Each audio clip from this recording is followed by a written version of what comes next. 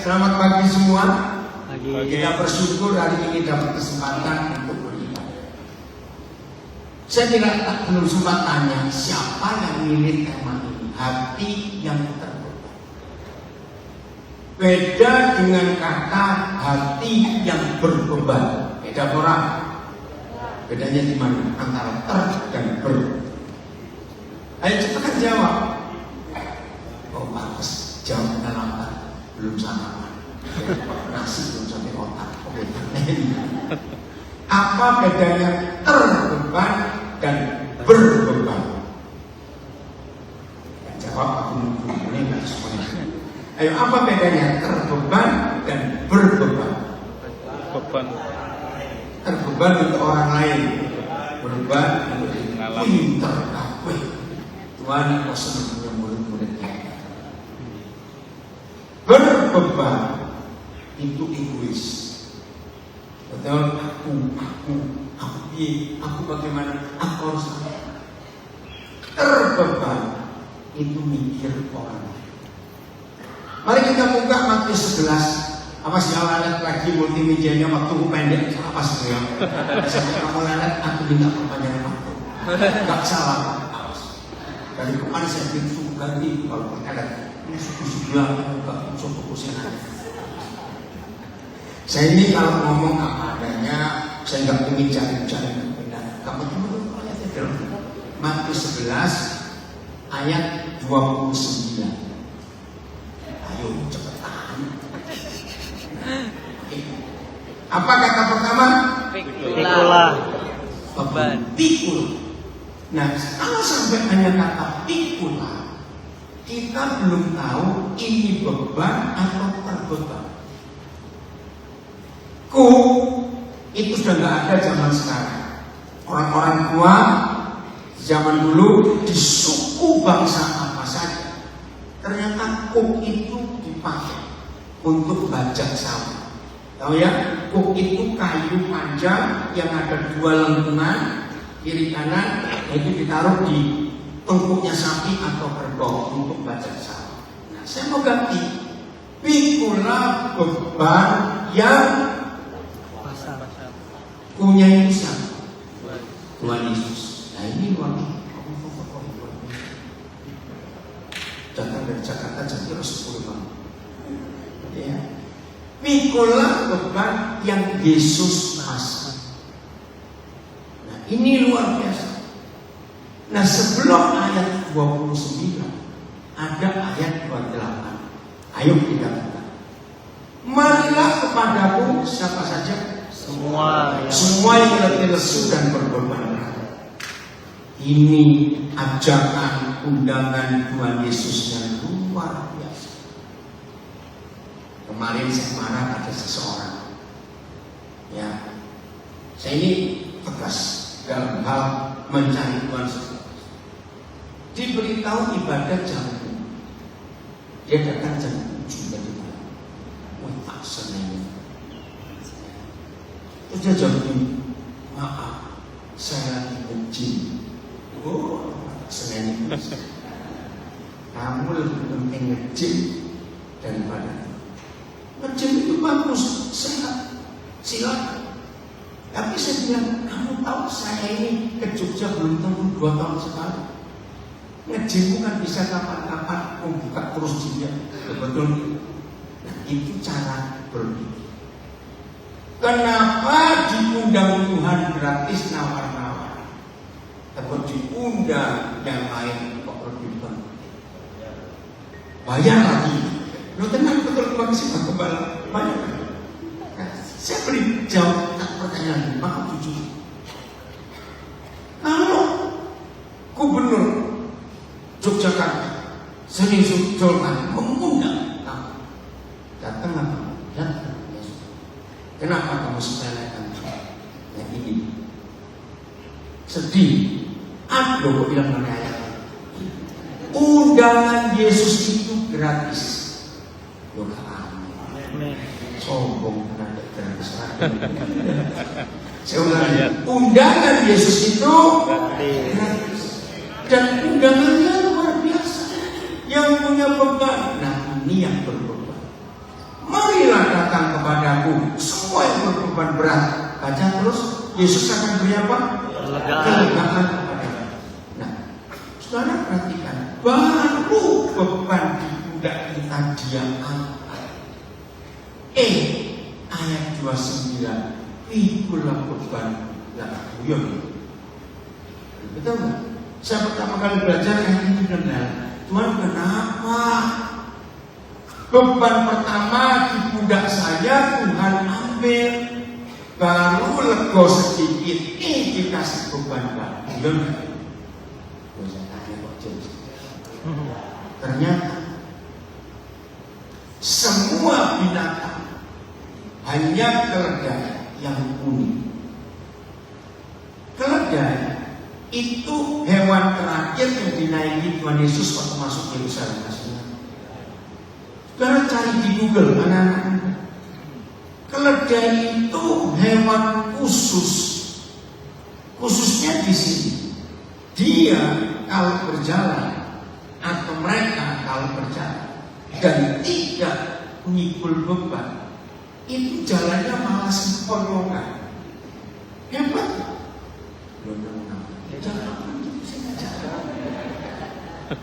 Oh ya, yang belum kenal saya ini kalau ngajar begini, saya selalu interaksi, tanya jawab. Mas teman-teman kabeh, pakai botol malam. Dan dia tak suka dan jawab. Terus kita ini belajar, amin. Saya kalau ngajar, saya ingin, saya ngomong sendiri, saya nggak ngerti, nggak potong, dengar apa tidak, harus belajar. Binatang apa tadi yang nggak bisa jalan kalau nggak punya beban? Ini. Terus yang unik lagi, semua keledai yang diciptakan oleh Tuhan itu di punggungnya ada bulunya yang berbentuk salib. Cari aja di Google.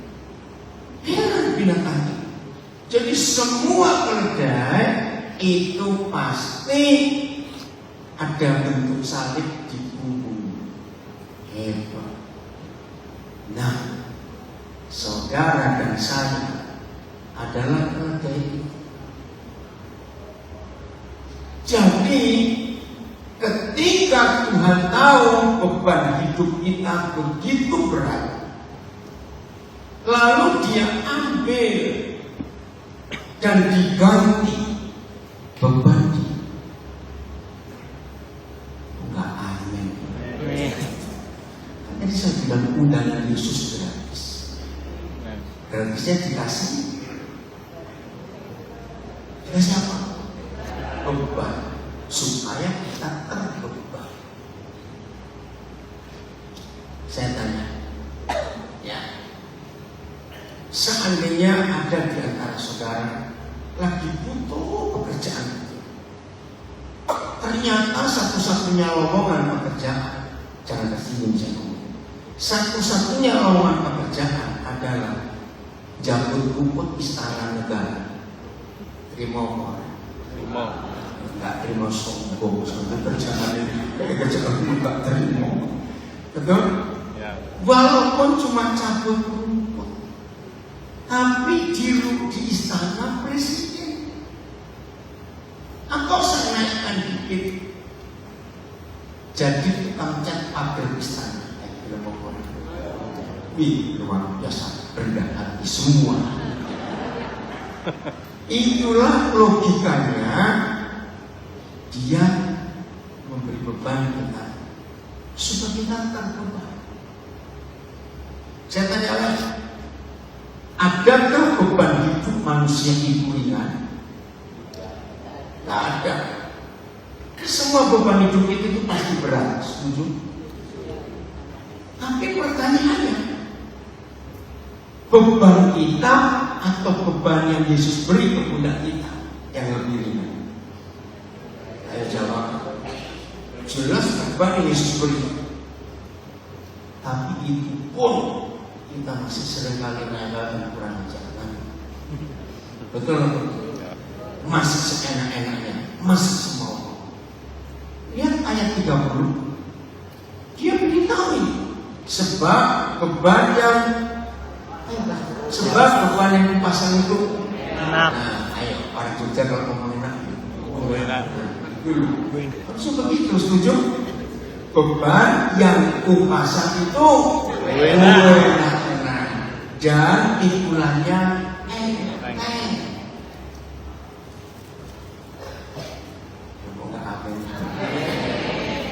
Isinya enak. Kembali ini kenapa ya?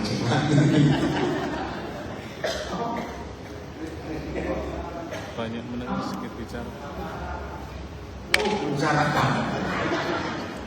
Kemarin siang ada makanan kue Pak kue babi kemarin. Siang itu saya sampai itu ayam. Oh biasanya Pak kue itu ayam. Pak izin soal kue. Ya nggak tahu sekarang kenapa kita kemarin. Kalau kita membaca 3 ayat ini, Matius 11, 28, 29, 30. Hebat nggak Tuhan Yesus? Hebat. Maka itu kita harus hati-hati. Selalu ngecek dalam hidup kita. Beban apa dan bebannya siapa yang ada di pundak kita. Harus kita tahu. Seringan-ringannya beban manusia tetap akan membuat stres. Tapi seberat-beratnya bebannya Tuhan Yesus. Coba kembali ke ayat 29. Pikulah beban yang dipasang dan belajarlah kepadaku, karena aku lemah lembut dan rendah hati. Baca bareng-bareng kalimat terakhir. Maka jiwamu akan mendapat ketenangan. Dan ini jaminan. Kalau ada pelayan-pelayan Tuhan, saudara kenal pendeta A, pendeta B, penginjil A, penginjil B, pelayan Tuhan A, pelayan Tuhan B, di mana saja, dan dia atau mereka stres melayani Tuhan, maka yang dipikul oleh pendeta ini bukan bebannya Yesus, tapi bebannya mertua. Loh sungguh, beban mertua itu jauh lebih berat dari bebannya Tuhan Yesus. Apalagi kalau mertua itu cuma punya anak satu, yaitu bojomu, itu ribet. Ngerti gak contoh ini? Jadi saya tidak percaya kalau ada orang menjadi rekan sekerja Yesus terus stres, dia salah mikul. Ingat ayat. Saya cuma cerita ya, oleh karena ini semua pengurangan. Kalau saya dihitung mulai pelayanan jadi guru sekolah minggu itu tahun 69. Tapi kalau saya hitung saya mulai khotbah itu tahun 70. Jadi tahun ini nanti Agustus saya akan masuk 53 tahun. Saya jadi sekretaris kerja Yesus dalam pemberitaan. Maaf, apa saudara saya stres? Enggak, bukan. Karena saya pikir beban yang betul. Dan saya tetap terbuka. Oh iya, saya tanya Vio, oh, sofa tadi galan kan? Galan? Ada nggak? Nah, kemarin saudara waktu ibadah sore anak muda, ada seorang saya nggak pernah duduk di baris kita. Selama saya ngajar, Roh Kudus dia selamatkan anak. Saya nggak kenal siapa dia. Maaf, ternyata dia Muslim yang ikut karena temannya. Dan dia kaget kok saya bisa tahu masalah. Langsung di depan gembala saya. Dia itu pengen kuliah, anaknya ternyata jenius. Tapi saya tetap belum tahu sampai saya ngomong, sampai saya doakan, saya belum tahu kalau dia Muslim. Selesai saya doakan dan saya sudah janji. Akhirnya dia manggil saya papa karena ada masalah keluarga yang berat. Dia pengen kuliah, dan saya bilang, tahun ini kamu cari kampus kuliah. Akhirnya dia manggil saya papa. Papa dan dia itu. Nah setelah selesai itu baru Papa bilang dia bukan Kristen. Terus saya jawab, itu makanan saya. Saya nggak mau nolong yang sudah Kristen seperti dia betul.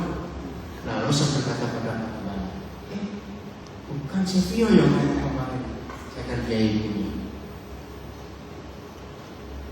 Ayah, saya nggak kenal. Nah itulah salah satu bentuk perubahan Yesus yang saya ikuti. Saudara, selama ini banyak orang Kristen kelihatan rohani. Dikit-dikit doa puasa, dikit-dikit doa puasa. Nah saya itu kalau ketemu orang yang rajin puasa, dan nah ini bahasa Indonesia tentang pas enggak? Ada yang bisa membantu saya yang di rumah juga, yang mengikuti via Zoom, Instagram, Facebook, tulis udang. Itu saya belum ketemu loh. Hanya yuk cari bahasa Indonesianya.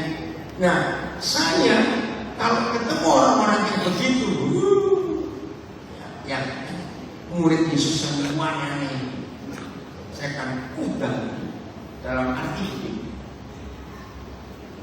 Kalau kita puasa, tujuannya apa? Yang secara umum ya. Kalau puasa itu tujuannya apa? Cari kehendak. Padahal kehendak itu nggak usah digoleki, nggak usah dicari, apalagi pakai puasa. Sebab sudah tertulis di kitab suci, bukan 1 Timotius 2 ayat 4. 1 Timotius 2 ayat 4 sudah jelas. Inilah satu-satunya ayat dalam seluruh Alkitab yang memberitahu kita apa yang Papa kehendaki. Nah kalau sudah jelas begini, lalu apa kok balik nganggo poso? Amin. Untuk apa dicari dengan puasa? Ayo baca sama-sama. 1, 2, 3. Yang menghendaki supaya semua orang diselamatkan. Stop. Bukan dikristenkan.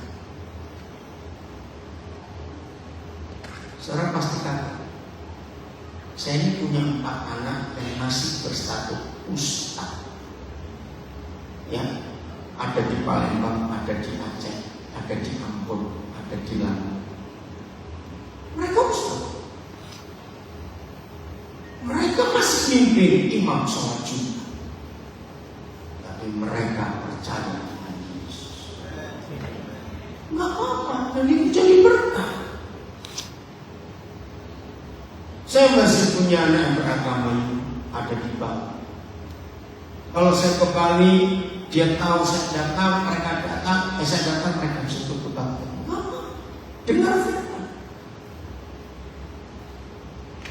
Karena yang Papa kehendaki bukan supaya semua orang jadi Kristen, tidak. Yakin di penjara ada orang Kristen juga? Ada koruptor Kristen? Jauhis. Beda orang yang diselamatkan dan orang yang beragama Kristen. Ada pendeta maling? Jauhis. Jadi jangan fanatik dengan Kristen. Bajingan Kristen juga. Amin. Jauhis. Tapi kalau diselamatkan itu beda. Bedanya apa? Kata diselamatkan di seluruh Alkitab itu artinya bukan jadi Kristen saja. Kata diselamatkan yang Papa rindukan atas kita, yaitu mengembalikan posisi-posisi orang-orang berdosa, penjahat-penjahat itu kembali kepada posisi semula waktu Tuhan ciptakan kita. Masih kan Kejadian 1:26. Semua kita yang Dia buat itu ditentukan serupa dan segambar dengan Tuhan. Kemarin pagi dalam pertemuan pelayan, masih ingat ya? Sekian tahun. Orang hanya ngomong, wih dia kesetanan, wih dia kesetanan, wih kamu kesetanan. Akhir tahun 70-an, Roh Kudus itu merubah konsep pikiran saya. Jadi, coba ngomong-ngomong, kamu ketuhanan, kamu ketuhanan. Itu betul juga. Loh, iya atau tidak? Apa itu kesetanan? Seperti setan. Jadi kalau ketuhanan, nah itu apa? Diselamatkan itu adalah ketuhanan. Nah, manusia-manusia kesetanan itu adalah beban tanggung jawab kita. Ini judul yang terhati, yang terdepan. Kalau nggak setuju khotbah saya, jangan mengutuk saya, bukan pengalaman. Karena saya dapat tema dari hati yang terbeban, yaitu untuk menggenapi, untuk menyelesaikan, untuk menjawab yang apa? Berapa orang? Semua orang diapakan? Diselamatkan. Supaya Peroleh pengetahuan. gak itu aku sopo dewe dari itu. Supaya ketuhanan. Oh. Saya ulang. Kalau cuma itu saya bisa baca sendiri, coba aja. Benar. Nanti tak cuci pinter. Saya. Oke. Yang mengendaki apa?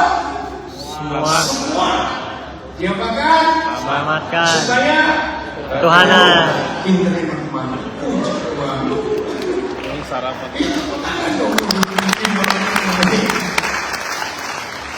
Ini dan memperoleh, ini kata pun salah, bukan pengetahuan tapi pengenalan kepada kebenaran. Siapa kebenaran? Yesus. Maka itu saya balik lagi, yakin semua orang yang mengaku Kristen kenal Yesus. Nah itu masalah. Kalau saudara dan saya sudah diselamatkan oleh kekuatan Injil, oleh kuasa salib dan darah Yesus, pasti kita akan mengenal kebenaran. Ingat pengalaman Saulus menjadi Paulus? Itu tokoh pribadi yang luar biasa, sehingga kejahatannya yang luar biasa dalam membenci Yesus dan pengikutnya. Masih ingat? Suatu hari Tuhan menemui dia dengan cara yang ajaib. Hari itu hidupnya berubah total, dari benci balik mengasihi, bahkan berani menyerahkan nyawa. Karena dia ketemu kebenaran dan dia melakukan penginjilan yang luar biasa. Itu radikalnya hidup Paulus setelah ketemu Tuhan Yesus. Begitu pula saudara dan saya, harusnya ada perubahan besar setelah kita berjumpa dengan kebenaran ini. Saya akan berikan satu contoh. Siapa yang paling hebat yang kita temukan di Perjanjian Baru? Begitu jumpa Tuhan Yesus, dia terima pikulan Yesus dan hatinya terbeban. Itu singkat waktunya, bukan 1 hari, bukan 5 jam, hanya kurang lebih 20 menit ketemu Yesus. Hidupnya berubah sehingga dia menjadi penginjil pertama di dunia, sebelum Filipus, sebelum Petrus, sebelum Paulus. Saya buat bedanya. Jawab pertanyaannya, siapa penginjil pertama di dunia? Dengan saya berikan latar belakang tadi. Yang bisa jawab dapat sepeda. Tunggu dulu, ini Jokowi jangan. Karena sudah beli sepeda dia. Oke, siapa penginjil pertama di dunia? Wah, dapat sepeda 5. Ibu Ellen. Saudara, ini yang membuat kaget. Bukan, Yohanes 4:39. Ternyata penginjil pertama di dunia itu pelacur.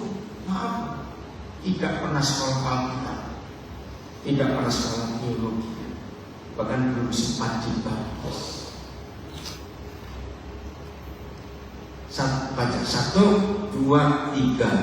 Dan banyak orang Samaria, banyak dari kotanya dia telah bukan akan, telah menjadi percaya kepada Yesus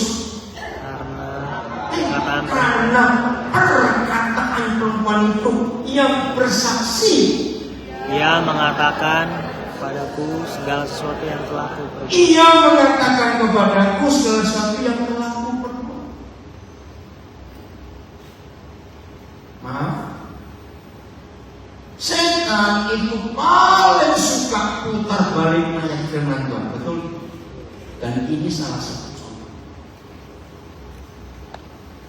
Sebelum ada kata yang bersaksi di Yohanes 4, maka ya, setelah Kisah Rasul 1 ayat 8, Tuhan Yesus berkata sebelum dia naik ke surga, Roh Kudus akan turun atas kamu, dan kamu akan memperoleh kuasa, lalu kamu akan menjadi saksi. Maaf, setan merubah kata saksi jadi khotbah.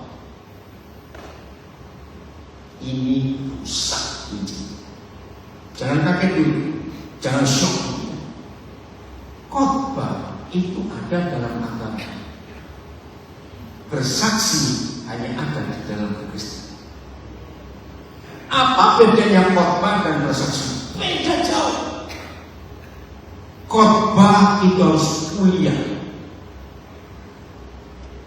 tapi bersaksi tidak perlu sekolah. Sebab bersaksi itu hanya menceritakan ulang yang dialami, yang dilihat, yang didengar. Tidak perlu sekolah. Ketika gereja di abad yang keempat merubah konsep saksi jadi khotbah, berdirilah sekolah-sekolah teologi sampai hari ini. Dan itu membelokkan kebenaran ini. Apa bukti pembelokan? Akhirnya orang murid-murid Yesus takut menyampaikan Injil karena sudah ada peraturan kuliah, masuk teologi. Setan menarik. Padahal waktu dia mau naik ke surga, apakah dia memilih-milih siapa yang disuruh memberitakan Injil? Jawab. Tapi Yesus ngomong apa? Semua yang percaya dia wajib pergi untuk memberitakan Injil. Nah, itu hati yang terbuka. Karena ada pemisahan antara orang awam dan teolog. Ini yang merusak ini. Setan tepuk tangan. Nah, Yesus jadi apa? Jelas bersaksi, bukan berkhotbah. Saya pernah memperagakan dengan beberapa anak saya perjumpaan Tuhan Yesus yang perempuan itu. Ternyata nggak sampai 20 menit. Coba nanti peragakan. Ya, saya waktunya ya. Waktu saya hampir di sini. Saya tanya Pak Gembala dan kemarin, kenapa sih belum ada pendek kayak gini? Itu karena COVID dan COVID sebanyak kembali lagi. Iya. Sini kalau ngajar nggak bisa pendek-pendek waktunya. Lo kayak gini ya? Nggak dari hari Jumat sore. Saya ini kalau ngajar minimal 1 jam. Nah ini soal pijat semua pendek kayak gini. Lo tak berani semua orang masuk mobil gede-gede. Lo bisa tanya. Perjumpaan yang nggak sampai 20 menit. Ayo jujur, pendek atau panjang? Tapi bersaksi sampai banyak atau sedikit tetangga-tetangganya percaya Yesus. Saya menguraikan. Profesi perempuan ini pelajar. Dari mana kita tahu? Ketika dia diskusi dengan Tuhan Yesus, terus dia minta air, tapi diberikan untuk air itu. Terus Yesus berkata, oke, aku berikan kamu air, tapi panggil suami. Dan di sini saya tertawa. Oh, di situ guyonannya luar biasa. Coba jangan. Ini pertanyaan saya kepada ada hubungan nggak antara suami dan air dan suami? Jawab. Ada hubungan nggak? Bapak belas. Pokoknya air kado ya orang kado. Ada. Air suami air. Kemana nyambungnya? Tapi ternyata itu khas. Dengan tegas Utsman berkata, aku nggak pernah punya suami. Wah, Yesus nembak. Betul katamu. Kamu nggak pernah punya suami, tapi 5 laki-laki pernah kamu koleksi. Lu kan begitu bacanya. Ya apa profesinya perempuan koleksi lanang? Maaf. Dan sekarang yang ke-6 ada di rumahmu. Hebat, aja begini. Itu juga bukan suamimu.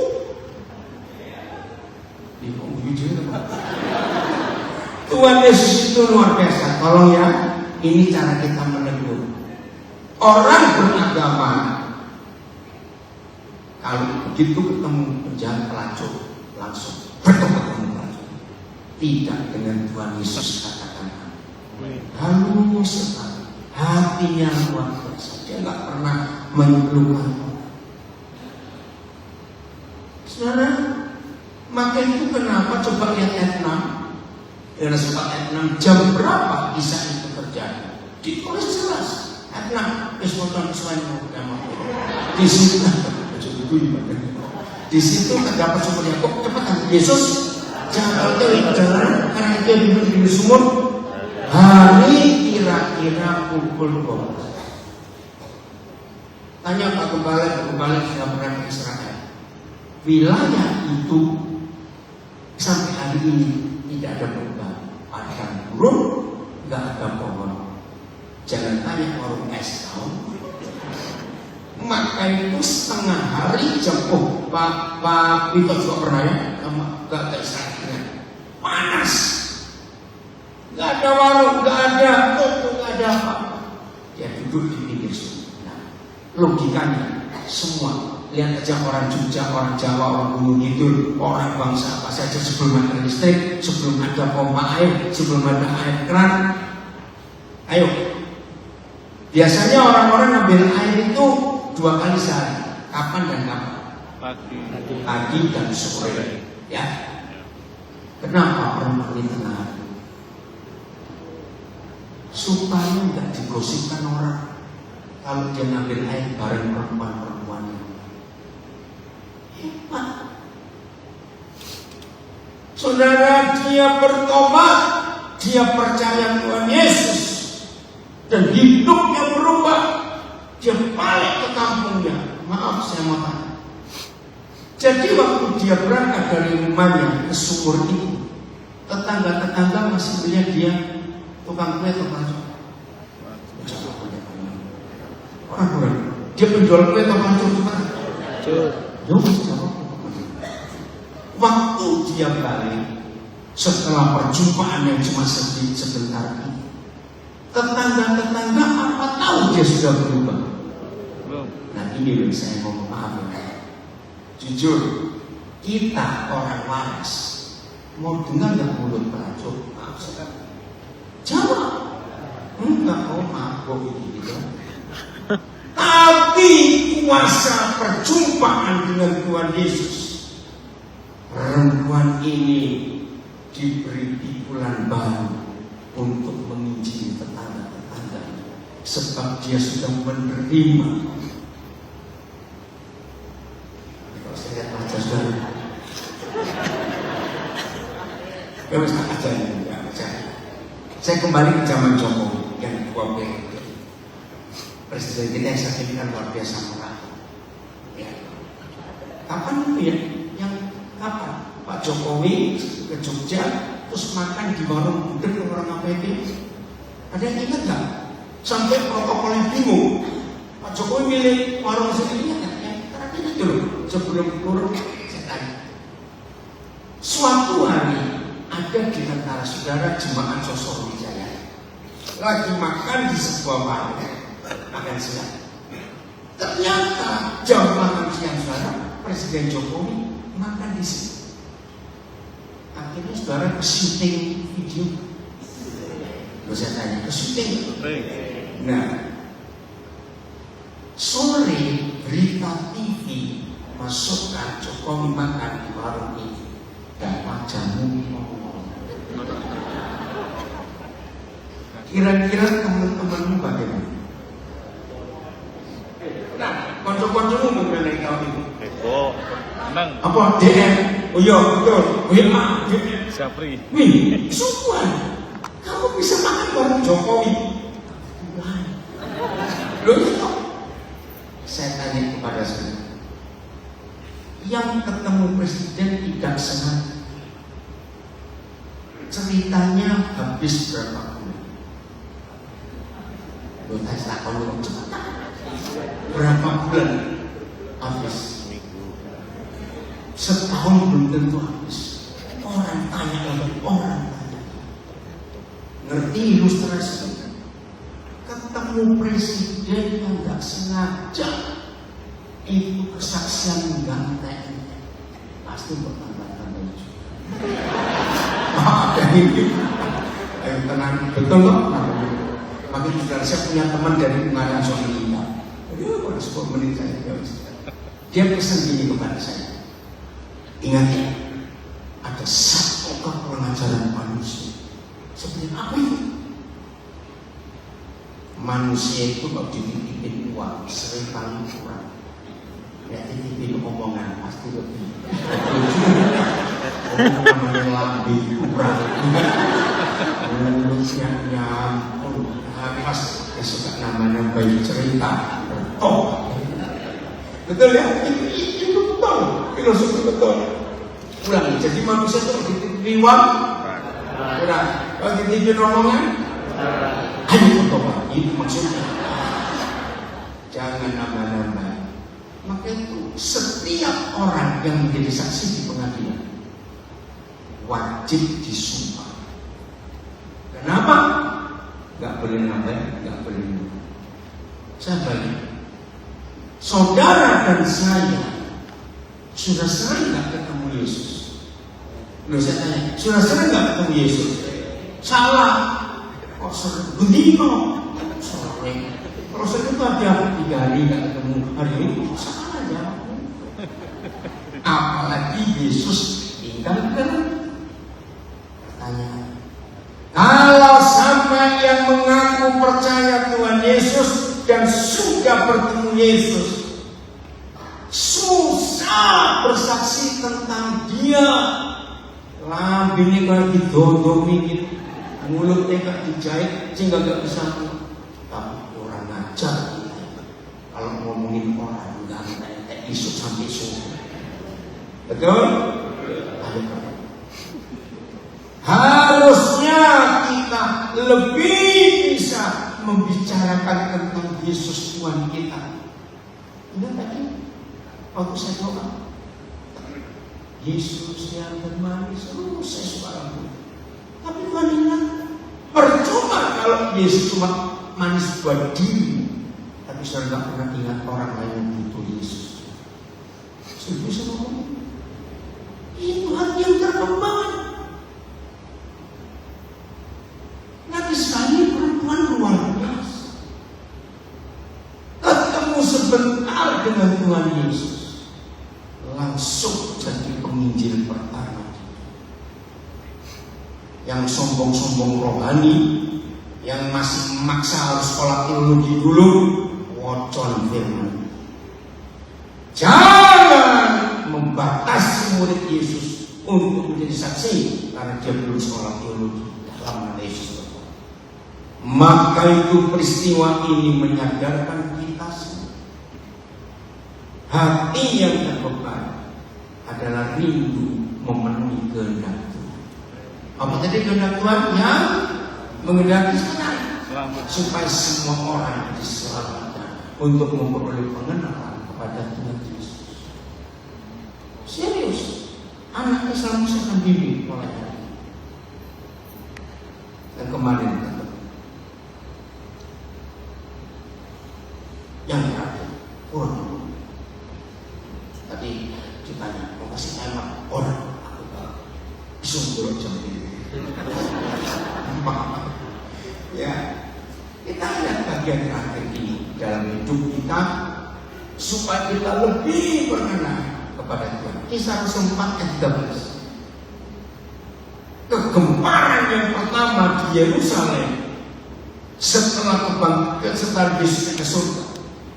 Ketika sidang itu melihat keberanian Petrus dan Yohanes, ini orang-orang beragama itu paling senang menggunakan pasal-pasal penistaan agama. Betul? Mereka disidang karena penistaan agama. Ya, coba belajar. Jangan. Ketika sidang penistaan agama itu melihat keberanian Petrus dan Yohanes dan mengetahui gak enak bahwa keduanya biasa yang tidak enak gak diomongi ini enak. dikatai orang biasa tidak terpelajar, tapi yang biasa dan tak terpelajar ini membuat kegemparan. Nanti pulang baca ya, saya ada waktu. Menyembuhkan orang lumpuh di pintu elok masuk. Lalu heranlah para agama Yahudi yang menyidang menghakimi mereka. Heranlah mereka. Baca sama-sama kalimat terakhir. Dan Petrus Yohanes itu adalah mengikut Yesus. Ini yang dicatat. Saudara lihat aniaya yang mereka alami. Aduh, hanya karena Injil, tapi hati yang terubah. Maka itu hari ini kita harus berubah. Gak usah jauh-jauh ke Irian, ke India, gak usah. Lihat tetangga. Lihat orang-orang di sekitar saudara yang perlu keselamatan, perlu pengampun. Lihat. Saya cuma cerita salah satu bentuk hati yang terbeban di hidup saya. Salah satu. Saudara nggak usah mengikuti apa. Saya sejak jadi hamba Tuhan tahun 72, saya nggak ingin punya mobil.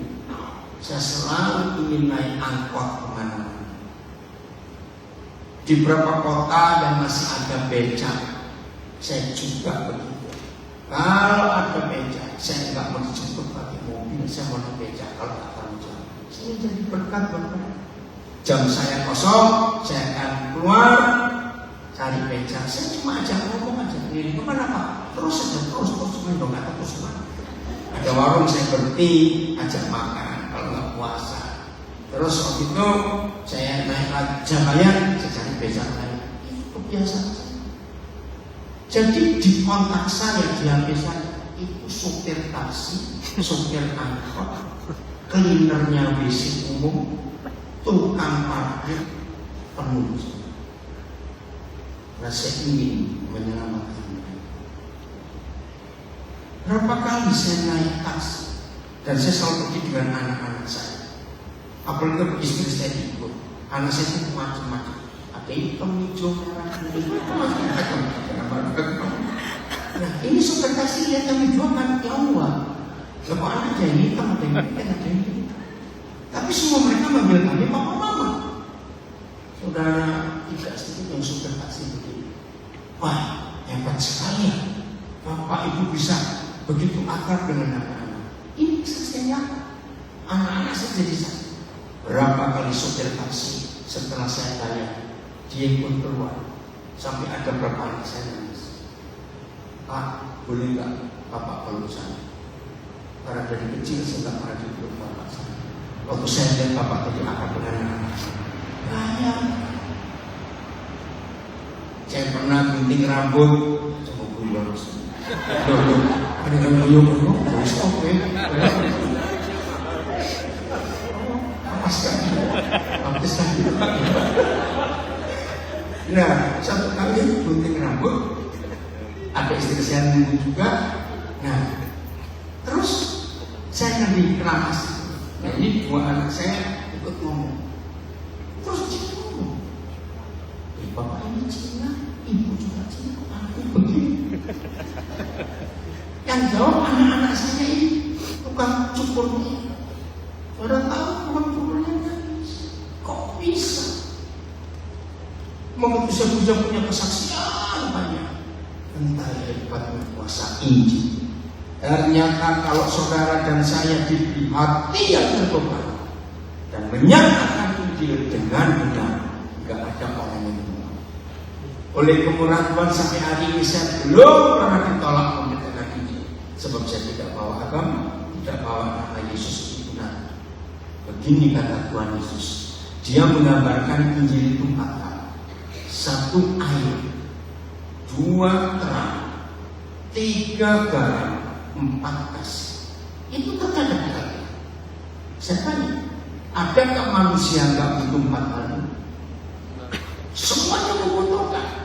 Maka itu kalau sampai ada orang menjadi tolak, pasti air, garam, terang, kasih, mulai beli Kristen. Langsung orang. Betul? Coba kalau saudara belanja ke pasar, tiba-tiba ada waduh, ada beras Kristen, beras ini, beras Kristen, ada gula Kristen. Tidak mungkin. Jadi kata Kristen itu rusak.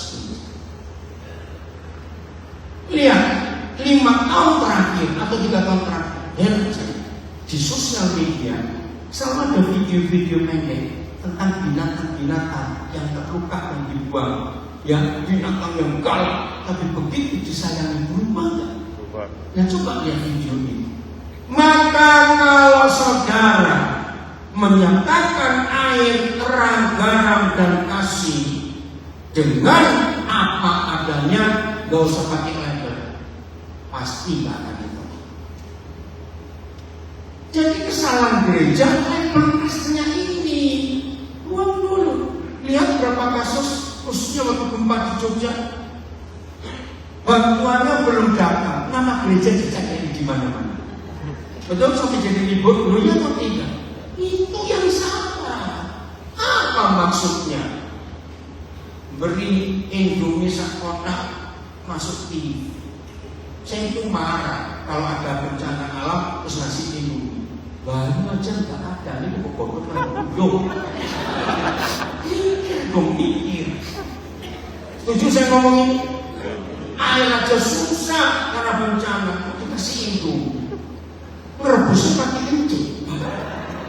Setuju saya ngomong ini? Coba bahas kotak Indomie masuk TV. Yesus berkata, tangan kanan beri, tangan kiri jangan letak. Siap menyatakan beban? Istirahat tangan. Siap? Betul? Kalau lihat begini kagak mulai. Jangan kalau saudara nggak pulang belum jangan. Tuhan memberkati kita semua. Siap menyatakan beban? Haleluya.